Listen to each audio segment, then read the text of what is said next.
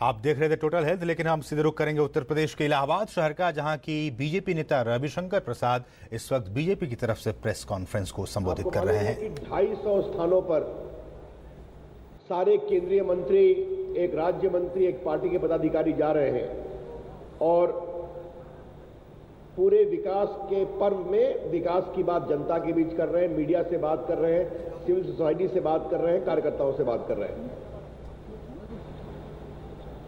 ये लोक संपर्क का अद्भुत उदाहरण है। अध्यक्ष जी के शब्द को मैं कोट कर रहा हूं, लोक संपर्क का अद्भुत उदाहरण, unique example of public contact and as I said, new standards of democratic accountability. मित्रों, अध्यक्ष जी ने बताया कि 2 साल की हमारी सरकार, हम गौरव के साथ कहेंगे भ्रष्टाचार विहीन की सरकार। 2 years of Narendra Modi government, no corruption government. 10 साल के यूपीए की सरकार में घोटालों की और भ्रष्टाचार की श्रृंखला थी। पूर्व की सरकार में पॉलिसी पैरालिसिस था। उस सरकार में हर मंत्री अपने को प्रधानमंत्री समझता था और प्रधानमंत्री को कोई प्रधानमंत्री नहीं समझता था। तो निर्णय की पंगुता, प्रधानमंत्री के पद का अवमूल्यन, ये पूर्व की सरकार के लक्षण थे। हमारी सरकार, no policy paralysis, decisive leadership. Narendra Modi ji की सरकार, निर्णायक नेतृत्व, निर्णय पंगुता का अभाव।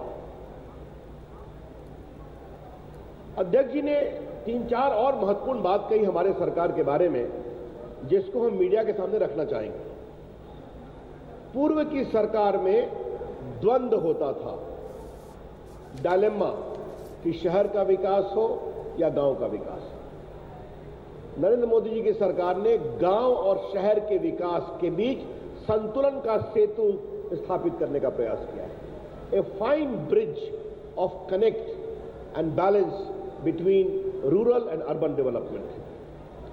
दूसरा, रिफॉर्म हो या जन कल्याण का काम किया जाए, सुधार हो या जन कल्याण का काम किया जाए। मोदी जी की सरकार, सुधार भी जरूरी है और सुधार के साथ जन कल्याण भी हो सकता है। Reform and public welfare can go together, there is no disconnect. तीसरा,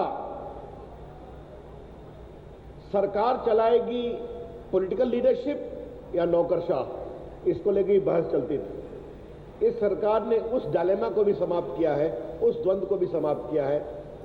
पॉलिटिकल लीडर्स फैसले करेंगे, ब्यूरोक्रेसी उसे क्रियान्वित करेंगे। The bureaucracy will deliver and implement the decision taken by the political leadership. इस द्वंद्व को भी हमारी सरकार ने समाप्त किया है। और औद्योगिक विकास देश के लिए जरूरी है, यह फैसला भी किया है।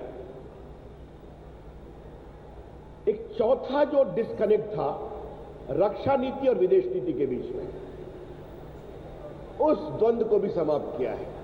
The simmering disconnect between defence policies and foreign policies has also been completely resolve. मित्रों, अध्यक्ष जी ने एक बात और कही कि कुछ लोग ऐसा मानते थे कि कुछ काम सिर्फ समाज को ही करना चाहिए, लेकिन मोदी जी की सरकार ने अगर मुखिया कार्यक्रम के माध्यम से जनता को जोड़े तो जनता का सहभाग कितना प्रबल होता है, इसका उदाहरण सामने में आया है। उसमें उन्होंने जन भागीदारी में जिन बातों को बात बताई है, उसमें स्वच्छ भारत मोदी जी ने खुद लीड किया, तो स्वच्छ भारत एक नेशनल मूवमेंट कैसे बना, इसको आपने देखा। नमामि गंगे, बेटी बचाओ बेटी पढ़ाओ, और योग। तो योग, स्वच्छता अभियान, नमामि गंगे, बेटी बचाओ बेटी पढ़ाओ, ये सारे जन कल्याण के काम जनता के साथ साथ अगर शासन के लोग सार्थक लीडरशिप देते हैं तो बदलाव कैसे होता है, उन्होंने इसका उल्लेख किया।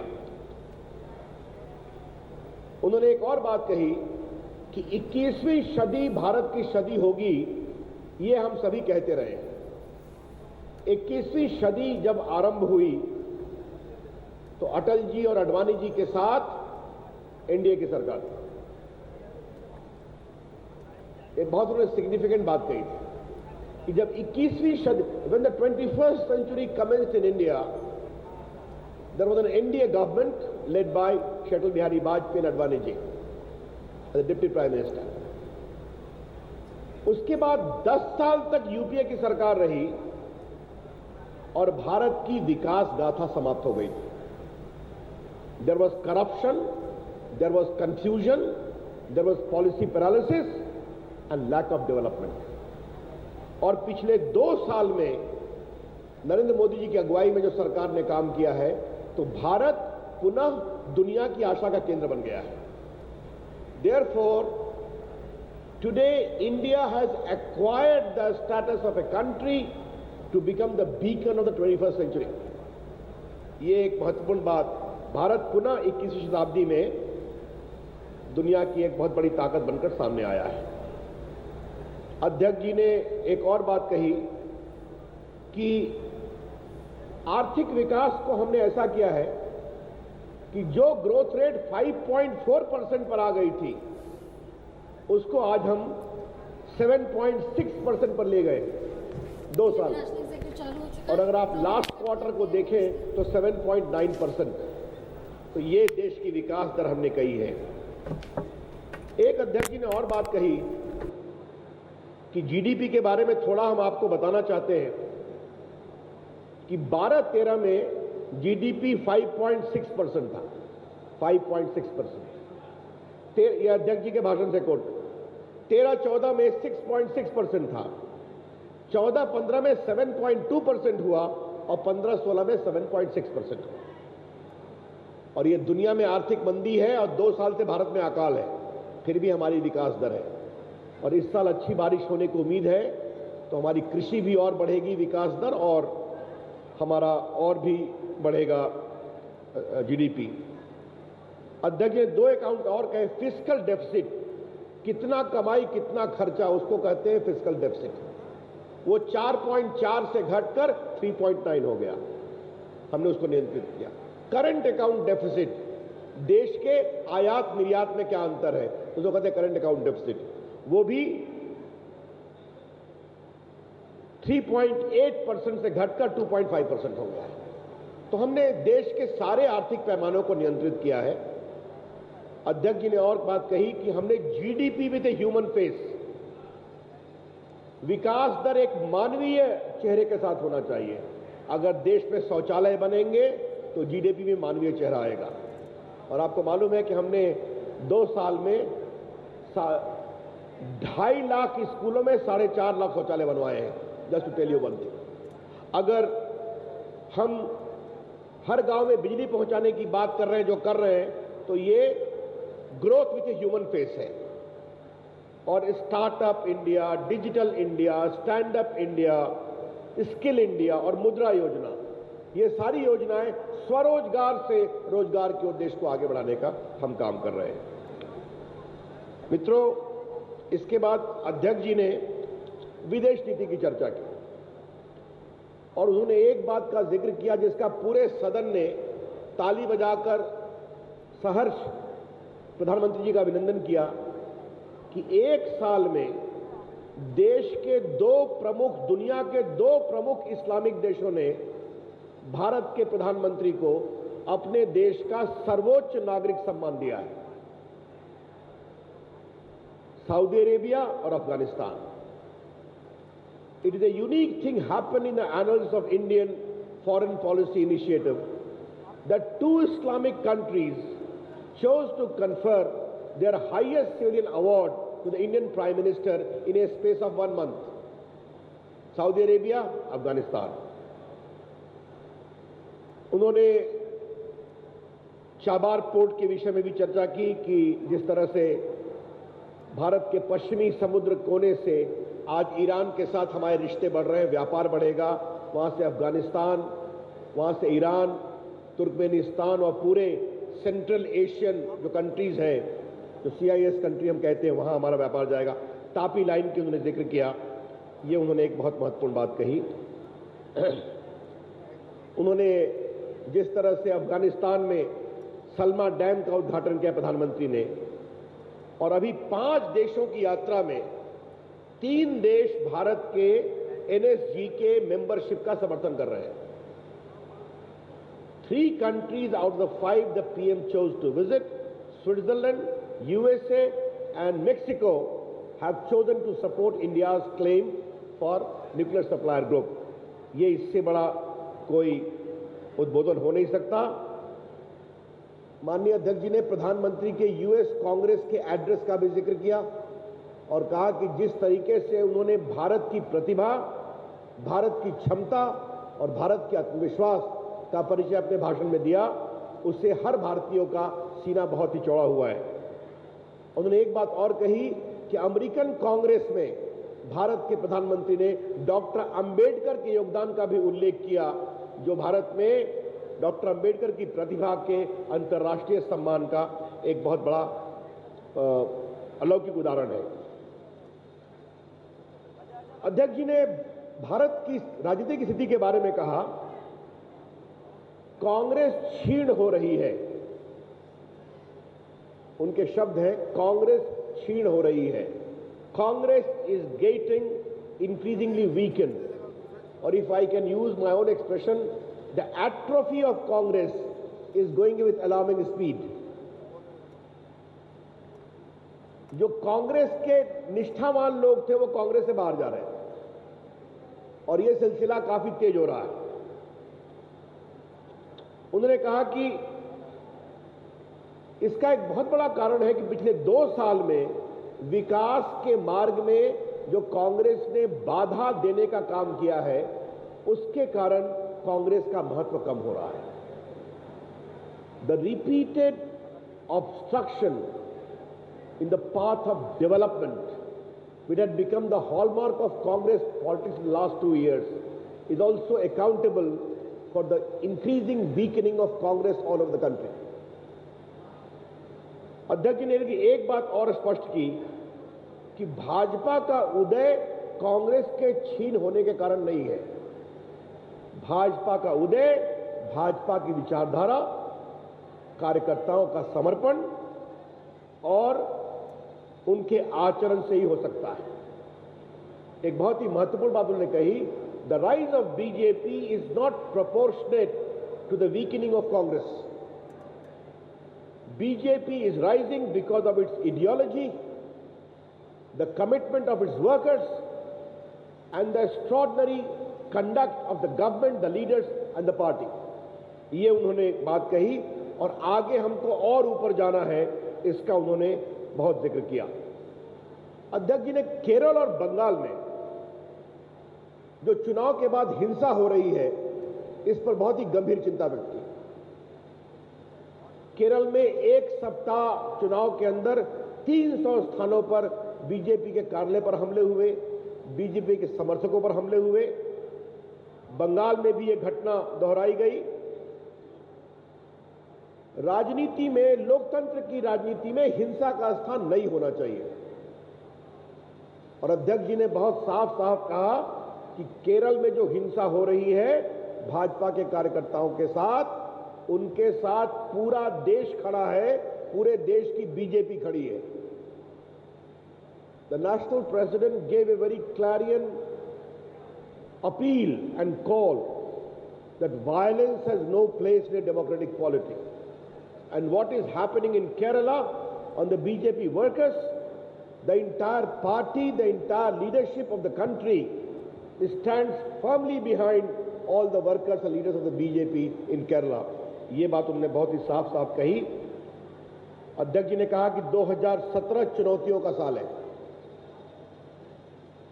उत्तर प्रदेश में चुनाव है, उत्तराखंड में चुनाव है, पंजाब में चुनाव है, गुजरात और हिमाचल में चुनाव। उन्होंने कहा इन चुनौतियों के लिए हमें तैयार रहना चाहिए। उत्तर प्रदेश की उन्होंने विशेष रूप से चर्चा की और कहा कि उत्तर प्रदेश की सरकार जिस तरह से कार्य कर रही है वो बहुत चिंता की बात है। उन्होंने कहा उत्तर प्रदेश में विकास का अभाव है, शांति समाप्त है, हिंसा का माहौल है और सरकार इसको रोकने में असफल रही है। उन्होंने मथुरा की घटना की विशेष रूप से चर्चा की कि सरकारी जमीन को जबरन कब्जा करने की जो एक राजनीति चल रही है और सरकार को उसका प्रोत्साहन मिलता है, यह बहुत ही दुर्भाग्यपूर्ण है। समय रहते कार्रवाई नहीं होती क्योंकि कब्जा करने वाले प्रश्रय पाते हैं। उन्होंने कैराना का भी जिक्र किया कि कैराना में जो पलायन हो रहा है हिंसा के कारण वो बहुत ही दुर्भाग्यपूर्ण है। बहुत हम चिंता प्रकट करते हैं और सरकार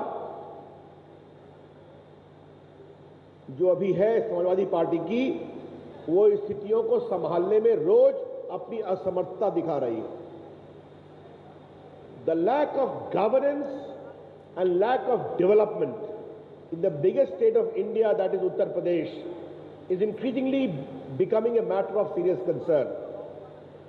अध्यक्ष जी ने इस बात के लिए आह्वान किया कि सारे कार्यकर्ता मेहनत करें, हम पूरी तैयारी से लगेंगे और अपने पूर्ण बहुमत की सरकार हम उत्तर प्रदेश में बनाएंगे। ये संकल्प उन्होंने अपने अध्यक्षीय भाषण में दोहराया। उन्होंने ये भी बताया कि आज दिन में सारे प्रदेश अध्यक्ष, प्रदेश प्रभारी और संगठन के राष्ट्रीय प्रभारियों की बैठक हुई है और इसमें संगठन के पूरे आने वाले 3 महीने के स्वरूप, नीति, रणनीति पर भी चर्चा हुई। अध्यक्ष जी ने कहा कि हमारी सरकार ने बहुत ही अच्छा काम किया है। उन्होंने प्रधानमंत्री समेत भारत सरकार के सारे मंत्रियों को बधाई दी और कार्यकर्ताओं से आह्वान किया कि वो गांव-गांव तक सरकार की उपलब्धियों को पहुंचाएं और इसमें सोशल मीडिया, टेक्नोलॉजी का भी सदुपयोग करें। जो नरेंद्र मोदी मोबाइल ऐप है वो उपलब्ध है, उसको भी डाउनलोड करके सारे कार्यकर्ता उसके प्रमुख बिंदुओं को नीचे तक पहुंचाएं, ऐसा उन्होंने आग्रह किया। अध्यक्ष जी ने एक बार और कही कि जिस तरीके से बीजेपी का विस्तार हो रहा है, हमें एक संकल्प और लेना है कि 2019 में हम दोबारा और अधिक बहुमत से केंद्र में अपनी सरकार बनाएंगे और बाकी बीच के चुनाव जीतेंगे। इन संकल्प के साथ उन्होंने अपना भाषण समाप्त किया। ये अध्यक्ष जी के भाषण के प्रमुख अंश थे। Now I am open to some questions but लेकिन मैं बता दूं कि मैंने अध्यक्ष जी के भाषण को आपके सामने रखा है। कौन हु विल कंट्रोल? आप करोगे, कौन करेगा? ठीक है,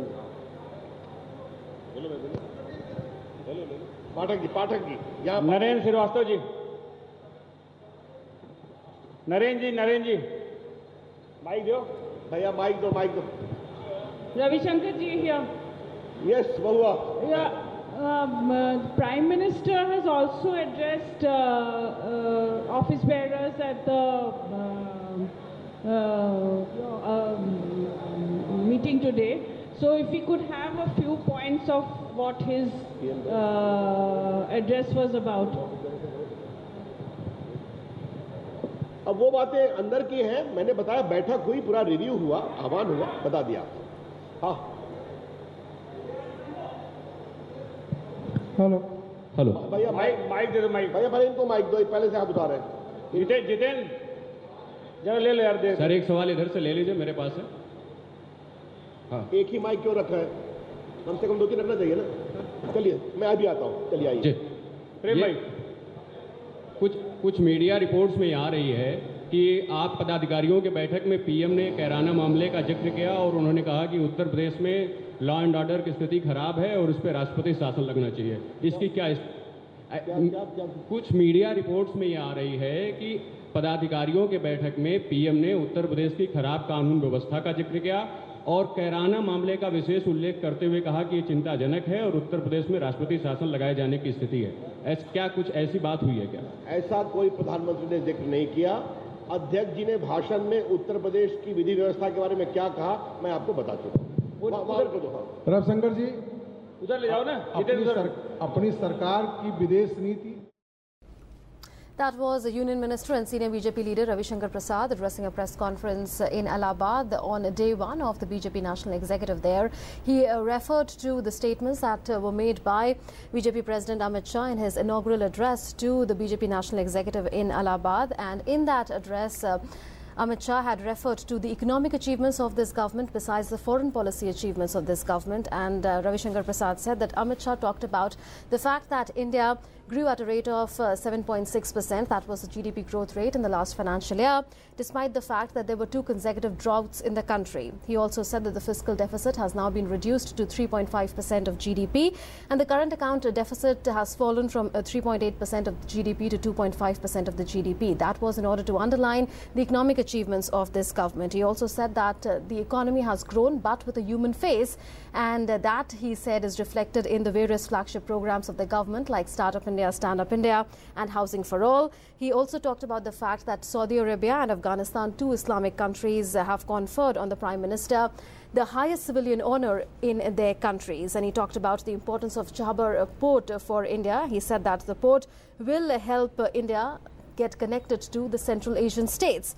He also talked about the fact that 3 out of the 5 countries that the Prime Minister recently visited during his 5-nation tour have decided to support India's NSG membership bid. He also referred to Prime Minister's address to the joint sitting of the US Congress recently on Capitol Hill, and Ravi Shankar Prasad also talked about the fact that he said that Congress is getting increasingly weakened, and it has been weakened considerably over the past 2 to 3 years. He said that that's because of the hurdles that the Congress has been erecting into the path of development in the last 2 years. He also said that the BJP's growth is not because of the fact that the Congress is weakening, but because of BJP's ideology and the commitment of the BJP workers and the conduct of the NDA government at the centre, led by Prime Minister Narendra Modi. On post-poll violence in Kerala, Amit Shah had expressed concern. That's what Ravi Shankar Prasad said, and he also said that there is no place for violence in a democratic polity. He also said that 2017 will be a year of a lot of challenges because of the fact that Uttar Pradesh, Uttarakhand, Punjab, Gujarat and Himachal Pradesh will be going to polls in 2017. And he said that UP government's conduct is a matter of concern, and its government has been unable to arrest the graph which is declining of law and order in the state. And in that context, he referred to violence in Mathura that was seen recently and migration from Kairana because of law and order problems there. He also urged all BJP workers to work hard in order to ensure the victory of BJP in the forthcoming assembly elections next year. And he urged them to take the achievements of the NDA government at the centre to the people through social media and through other ways. He also said that all the BJP workers should work hard to retain power in 2019 and to romp home once again with a stronger majority. So those were some of the highlights of the press conference that was addressed by Union Minister and senior BJP leader Ravi Shankar Prasad, and he was